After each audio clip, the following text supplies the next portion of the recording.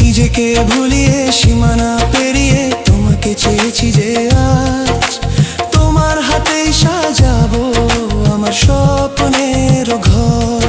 আমি তোমার প্রেমে পড়ে দুনিয়া ভুলে গেছি।